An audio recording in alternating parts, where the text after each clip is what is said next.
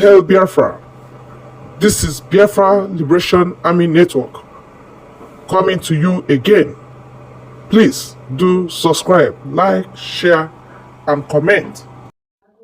You were there. I was not there. Check the record. Wait now. I was not there. I was not there. Check the record. I was not there, but you were there. But I was not there. I was not there. Logical Republic. Living in denial. Everybody is denying. Tinubu started school in the US as a woman. He ended it up as a man. It can only happen in Nigeria. No certificate. Nothing is working. Everybody is denying. Everybody is lying. Country full of lies and fabrications. When do you think this will end? Our PM just posted this, and he likes making caricature of this zoological republic, and that's the work of Mazi Nnamdi Kanu. If you have followed Mazi Nnamdi Kanu right from time, you will notice that anything that brings about the downfall and ridiculing of Nigeria, that's what Mazi Nnamdi Kanu specialized in. And that is the only thing you can do so that a good country and a new country will emerge from Nigeria. We have told them they have run this country abase. They have finished it. Now look at old people, senators, saying you were there, I was not there. You were there, it's you, I saw you, this and that. What do you expect the children to do? The younger generation, the youths. Everybody, you see things, lies. They lie about their identity. They lie about their meeting. They lie everywhere. And that's what you think that should continue? No, it will not continue. Never. Now you can see the headline from Sahara Reporter. Say, UN condemns attack by Boko Haram in Borno State. Says over 200 persons abducted. That is the kind of news you'll be getting. Just imagine, just use your mind to imagine the number that will be 200 people abducted, and then UN refuse to divide Nigeria because they want to lord themselves over you using your natural resources. They have big heads that are sharing the natural resources money with them individually, so they are muted.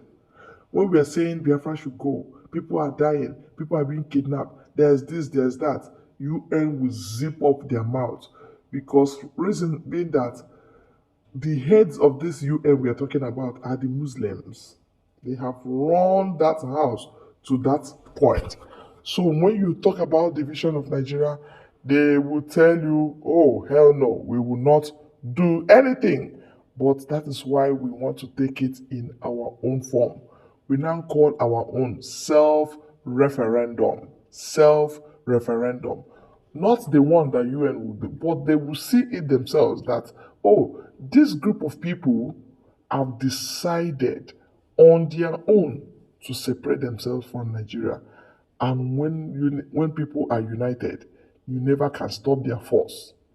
When people make decision and they are united and they stand by it, you never can stand on their way. That is why unity is called what? Strength. The West African nation of Nigeria is on the brink of an economic meltdown. Rising inflation rates and skyrocketing prices of food have exacerbated the crisis. Basic necessities have become luxuries for people in Nigeria. Desperate to get food, residents in Nigeria's capital city of Abuja are breaking into government warehouses to steal food and grains. To contain the crisis, the Nigerian government has now beefed up security at its food warehouses. Here's our report. Africa's largest economy is battling its worst ever crisis. With soaring inflation and skyrocketing food costs, Nigeria is on the brink of a meltdown. And the turmoil has been the most punishing for its people. There have been angry protests and nationwide strikes, but the plight of Nigeria's citizens is only deteriorating. A litre of petrol costs more than 3 times what it did just months ago. Wages have not been keeping up with the mounting cost of living. What's worse is that prices of food staples have more than doubled in the past year. I cannot afford to buy petrol to power my generator to water the farm because of the high cost of petrol. Things are difficult in the country. Food is expensive as well as several other items. The price of gari and rice are high. With these high costs of goods, we cannot train our children in school or manage to buy any food.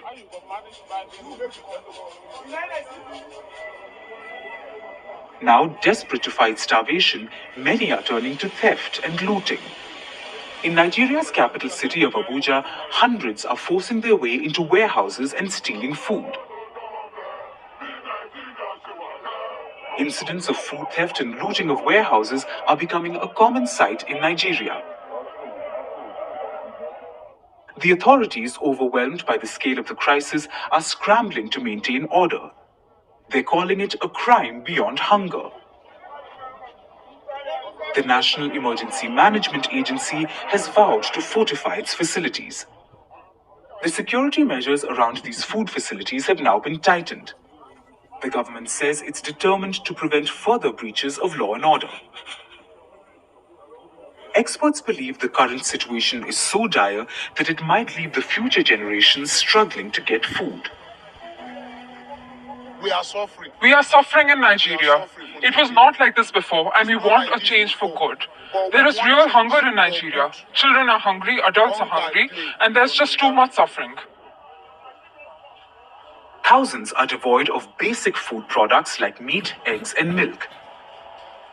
In the northern regions, desperation is reaching new heights every day, as people resort to consuming low-grade rice that's fit only for fish.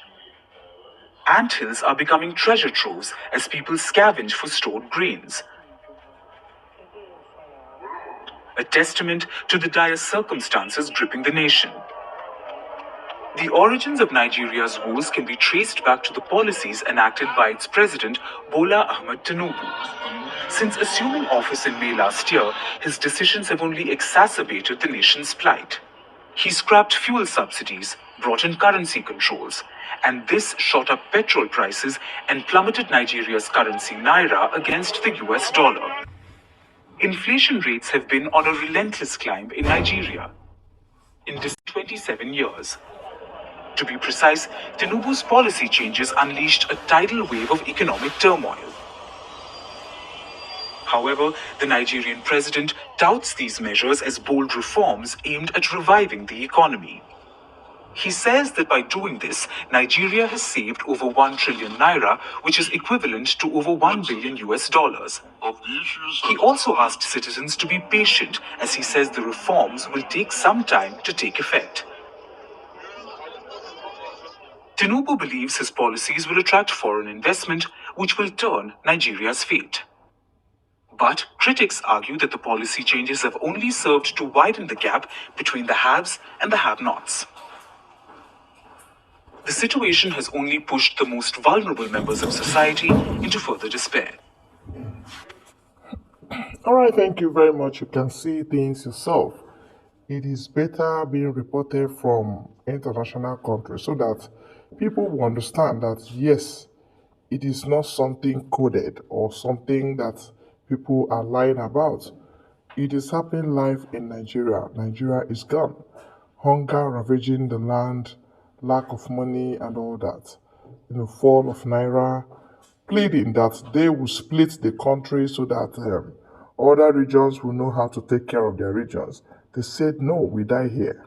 This is a hopeless situation indeed. I tell you the truth. Please help us to share